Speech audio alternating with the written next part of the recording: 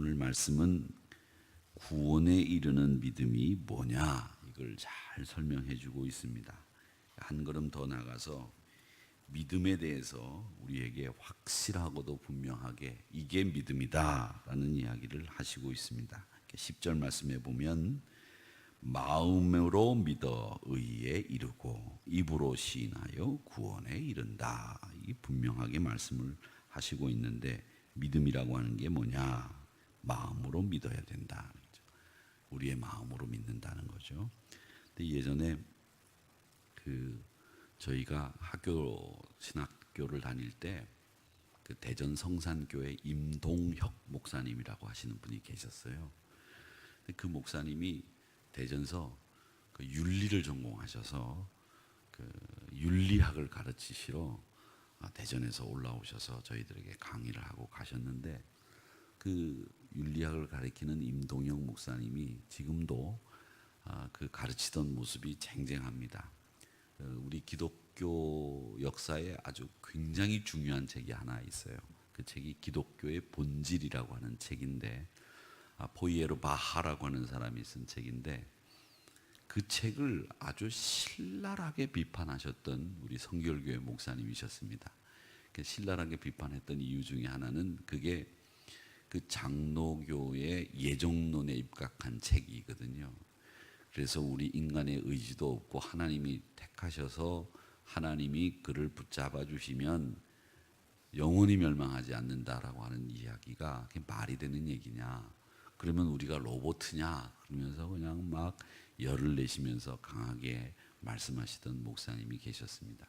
근데 그 목사님이 저희들에게 그런 기독교 본질에 대한 그 책을 신랄하게 비판도 하셨지만 제가 아직도 기억에 남는 게 그래서 제가 지금도 쓰고 있는 말이 여러분 우리 성결교 목사가 될 사람은 마음이란 말 쓰지 마세요. 그렇게 얘기하시는 거예요. 마음이란 말을 쓰면 안 되면 어떻게 무슨 말을 써야 되냐? 마음이 어디 있습니까? 하나님이 만드신 이 마음에는 하나님의 영이 들어있기 때문에 그걸 심령이라 부릅니다. 심령이라는 말을 써야지 마음이란 말은 성결교 목사는 쓰면 안 됩니다. 그렇게 얘기하시는 거예요. 그래서 마음과 심령이 다르구나. 그때 저희들이 배웠어요. 우리 안에는 주의 영이 내재하고 계셔서 내주하고 계시기도 하고 내재하고 계셔서 우리 안에는 성령님이 거하시는 성령의 전이라 하지 않았습니까? 그렇기 때문에 우리는 심령이라 해야 된다.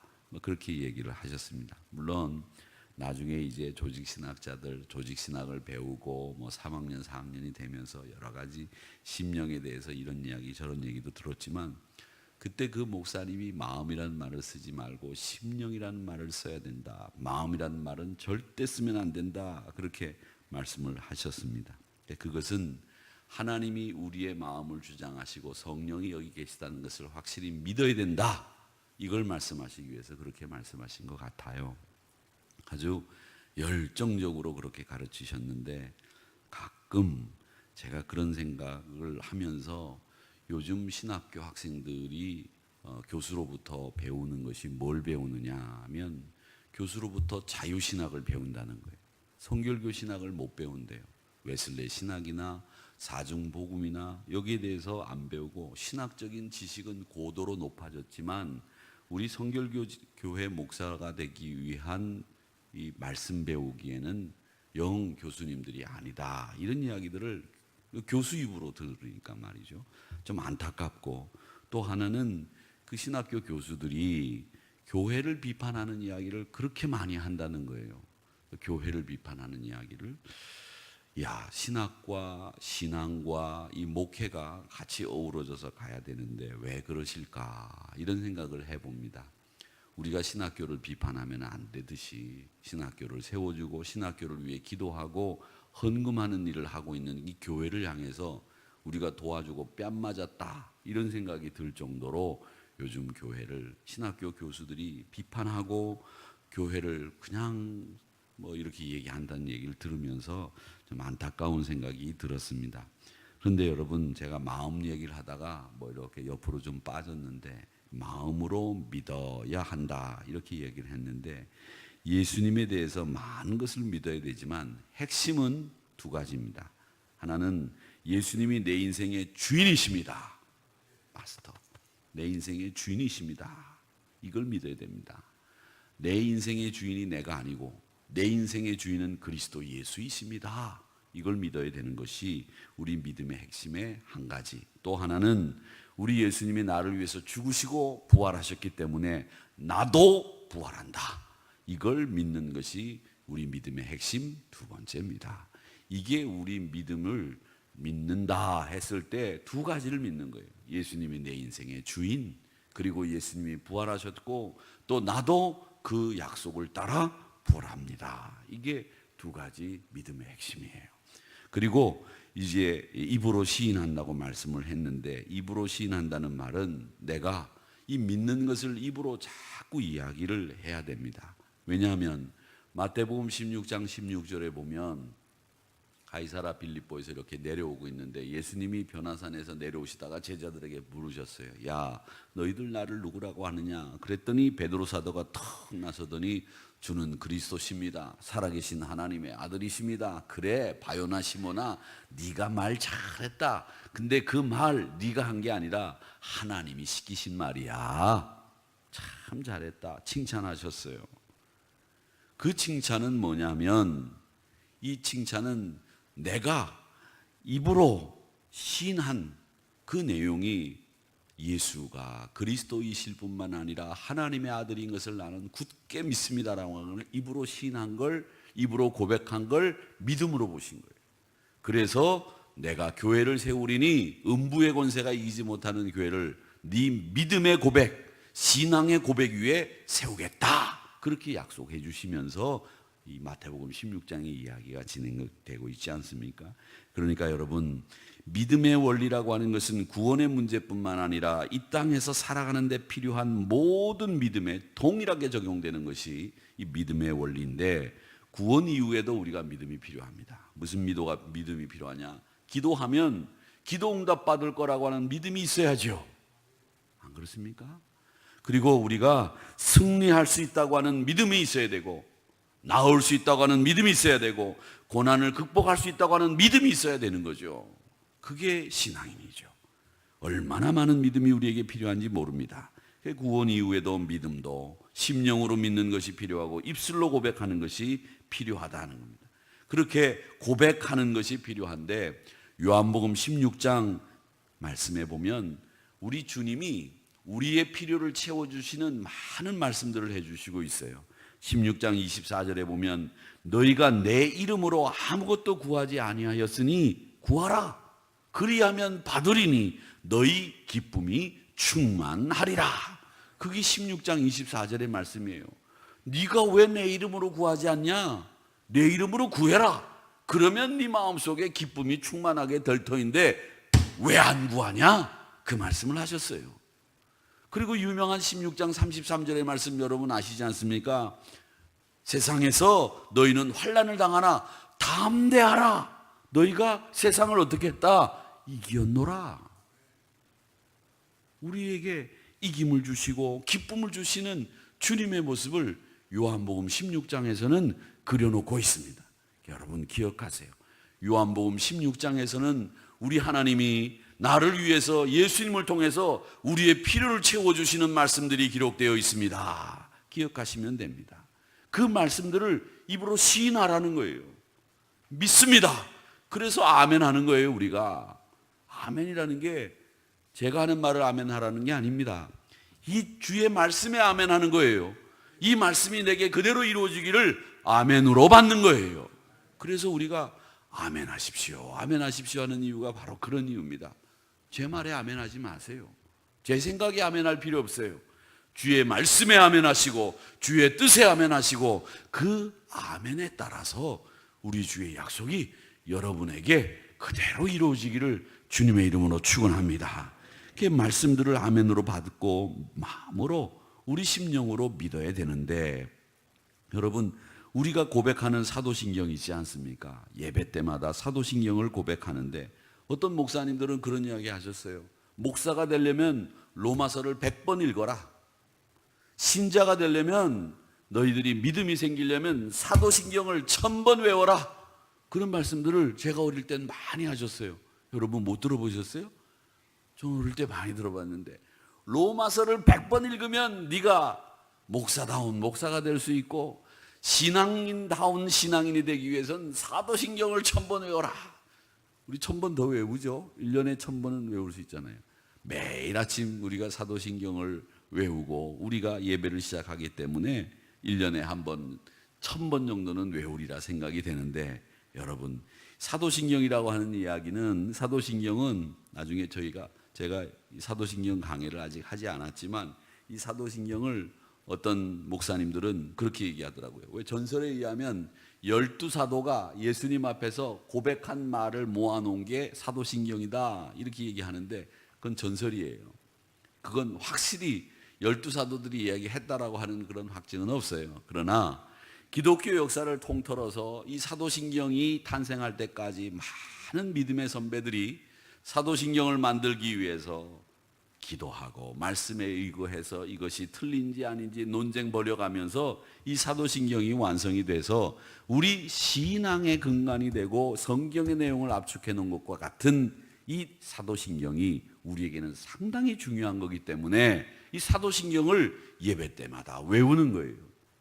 근데 이 사도신경을 예배 때마다 외우는 건 뭐냐? 아이, 목사님 이거 외우기도 힘들고 또 이거 개역개정 바뀌면서 새로운 말로 바꿔가지고 잘 외워지지도 않고, 저도 가끔씩 옛날 사도신경을 외울 때가 있어요. 그러나 옛날 사도신경을 외울 때다 있지만, 여러분 이 사도신경은 내가 주님을 고백하고 예수님 사랑하고 하나님 믿습니다, 이걸 잘 정형화된 언어로 고백하는 거예요. 그렇기 때문에 이 말씀을 외울 때마다 우리 마음을 꿰뚫어 보시는 하나님께서, 그래 네 믿음을 내가 인정한다 라는 음성을 우리가 매일 듣는 거예요. 여러분 그거 아세요? 우리가 입으로 말하게 되면 우리 이 온몸이 반응을 한답니다. 이 말이 권세가 있다는 말이 있지 않습니까? 왜 말이 권세가 있느냐? 이 말을 하게 되면 생각, 감정, 의지, 행동 이런 것들이 다 좌우가 된다는 거죠. 먼저 내가 입으로 이 얘기를 하면 우리 몸이 조그마한 세포까지 여기에 반응을 한대요. 사실 기쁘지 않은데, 하나님 제가 오늘 기쁩니다, 뭐 감사할 일도 별로 없는데 하나님 제가 참 감사합니다, 이렇게 말해 놓으면 이 우리 세포들이 다 거기에 반응을 한대요. 그러면서 그것이 우리 몸으로 움직이면서 정말 감사할 일들이 생기고 기쁜 일들이 생기고, 기쁜 일이 우리 안에 보이기 시작하고 감사한 일들이 막 우리 주변에서 생겨나면서 내 몸이 거기에 반응하게, 거기에 움직이면서 우리 몸이 바뀌어 나가고 우리 환경이 바뀌어 나간다는 거예요. 그래서 말의 권세가 있다는 거예요. 여러분 제가 신학교 다닐 때 그런 얘기를 했어요. 저는 신학교를 다닐 때 신학교, 야 목사님이 돼서, 목사님 참, 저는 어릴 때 제가 존경하고 흠모하던 목사님이, 저를 세례준 목사님이 정말 좋아했어요. 목욕탕에서 목사님을 보면 목사님을 향해서 눈을 돌리지를 못했어. 근데 목사님이 토요일날 저희 집 앞에 있는 목욕탕 이름이 새마을 목욕탕이었는데, 그 목욕탕에 가면 목사님 예배 전에 꼭 목욕을 하러 오세요. 예전에 뭐 우리가 집에서 목욕을 할 수 있었습니까? 근데 목사님을 딱 만나면 남동생하고 어머님이 목욕 갔다 와, 내일 주일이니까. 그래 돈을 이렇게 주면 목욕 가잖아요. 그 새마을 목욕탕에 들어가면 남자애들은 어머님 없이 들어가면 그 목욕탕에 가서 목욕합니까? 그냥 물장구 치고 찬물 들어가고 철퍼덕거리고 야 하고 그러다가 오죠. 그러면 어머님이 손을 보면 이 손이 퉁퉁 불고 때 안 밀고 오면 야단 맞잖아요. 그래서 어머님한테 야단 안 보게 실컷 목욕탕에서 놀고 집에 갈 때는 여기만 이렇게 때를 밀고 때 밀고 목욕 잘하고 왔다고, 그렇게 보면 그렇구나, 얼마나 많이 놀았는데. 근데 거기에 토요일날 목사님이 다 오시는데, 목사님 오시면 너무 좋은 거예요. 지금도 생각이 납니다. 두루마리를 입으시고 성경책을 옆에 끼시고 걸어가시던 목사님 얼굴이 생각이 나요. 제가 고등학교 2학년 때 우리 교단 총회장을 하시다가 넘어지셔가지고 돌아가셨는데, 목사님이 이북에서 내려오실 때 말이죠. 사모님도 놔두고 내가 잠깐 일사후퇴 때 중공군이 내려오니까 여보 나만 잠깐 피했다가 오면 되니까 애들 데리고 여기 있어. 그리고 내려오셨다가 못 가셨어요. 그러니까 누우셔가지고서 그 자녀들 두고 온 자녀들 두고 온 사모님 생각에 그냥 하염없이 눈물 흘리시다가 돌아가셨던 그 목사님이 생각이 납니다. 그 목사님이 제가 지난번에 우리 이명재 목사님 산소 우리 교회 묘지로 옮길 때 가서 제가 가보니까 그 자리에 목사님 계시더라고요. 그래서 반가웠는데 지금 새로 오신 그 문화촌교회 우리 교회 출신 목사님이 그 목사님 추도 예배를 매년 드리고 있다고 그래서 제가 얼마나 고마웠는지 몰라요. 여러분, 제가 이 얘기를 하는 이유는 그렇게 여러 가지 우리가 많은 생각과 많은 이런 것들이 있지만 우리가 믿음으로 사는 것이 얼마나 중요하고 소중한 일인지 그걸 여러분 아셔야 됩니다. 항상 말단세포 하나까지 마음에 따라 반응하게 돼 있어요. 감정이 기쁜데 우리 삶이 그렇게 다 바뀐단 말이에요. 기쁘다는 거죠. 쳐다보기만 하면 기쁘고 바라보기만 하면 감사하고 이런 일들이 자꾸 생기는 거예요. 그러니까 여러분 말의 권세가 돼야 되는데 제가 목사님 말씀을 드리는 이유는 뭐냐 하면 그 목사님이 세례를 줄 때 저에게 하신 말씀이 아직도 기억이 나요. 근데 그 말이 그대로 이루어졌다는 걸 제가 지금 느끼는 거예요. 세례를 받을 때 아이고 창룡이 네가 중학교 2학년 때 제가 세례를 받았거든요. 그 나이가 세례를 받을 수 있는 나이인데 야 윤창룡이 네가 세례를 받는구나. 이야 그러면서 하신 말씀이 그대로 이루어졌어요. 이야 그래서 제가 아직도 그 목사님이 저를 세례 주시면서 그때는 뭐 교회가 무슨 부속실이 있고 뭐 이런 회의실이 있고 그렇지 않았잖아요. 본당 있고 밑에는 교육관, 마룻바닥 교육관이잖아요. 그러니까 본당에 앉아가지고 세례 문답을 했는데 그 목사님이 하신 말씀이 그대로 이루어졌어요. 여러분 그래서 여러분들이 하시는 말이 우리 어린 자녀들에게 그대로 이루어진다는 걸 믿으셔야 돼요. 그거 그대로 이루어진다는 거예요. 그러니까 여러분 이 말이 권세가 있다는 거예요. 내 감정은 기쁘지 않아도 나는 기쁩니다. 나는 감사합니다. 이렇게 말하면 실제로 기쁘고 감사한 일들이 자꾸 생기면서 우리 삶이 변화된다는 거예요. 그러니까 여러분 하나님 감사합니다. 주님 한 분만으로 만족합니다. 주님 사랑합니다. 그러면 사랑하게 되는 것이고 그러면 감사한 일들이 많아지는 거예요. 여러분 믿음을 인정하실 때 마음으로만 믿는 게 아니라 입술로까지 고백을 요구하시는 오늘 이 말씀을 잘 기억하시기를 바랍니다. 그렇게 여러분 입술로도 고백하시고 그 고백하는 순간 우리의 영혼과 우리의 육체가 그 방향으로 완전히 전환이 되고 바뀐다는 사실을 꼭 기억하시기를 축원합니다. 여러분 그거예요. 여러분이 아멘 할 때마다 내 삶이 그렇게 바뀌어가는 것을 여러분 체험하시면서 날마다 입술로 고백하시고 또 날마다 여러분의 믿음을 든든히 세워가시기를 주님의 이름으로 축원합니다. 이사야서 43장 21절의 말씀에 보면 이 백성은 내가 나를 위하여 지었나니 나의 찬송을 부르게 하려 함이라. 하나님께서 우리를 누굴 위해 지으셨다고요? 나를 위해, 하나님을 위해 지으셨으니 나의 찬송을 부르게 하려고 지었다. 그렇게 말씀하시고 있습니다.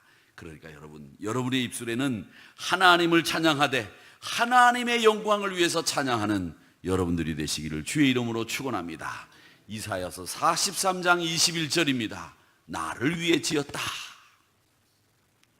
내가 아니라 하나님을 위해 지음받은 우리가 하나님을 믿어 입으로 시인하여 입술로 고백하여 오늘도 승리하시는 저와 여러분이 되시기를 주님의 이름으로 축원합니다.